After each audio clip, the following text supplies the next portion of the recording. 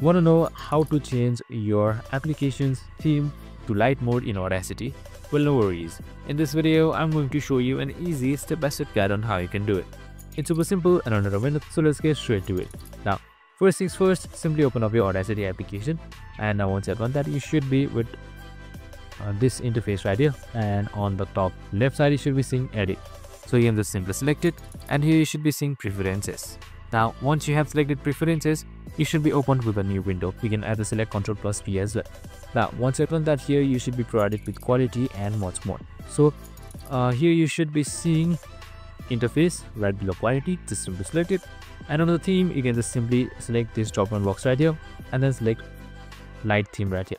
And once you're done, just simply select OK and you're good to go. And that's it. Super simple and easy. I hope this video helped. Now you can just simply continue working on. If this doesn't work, you can just simply restart your Audacity application once.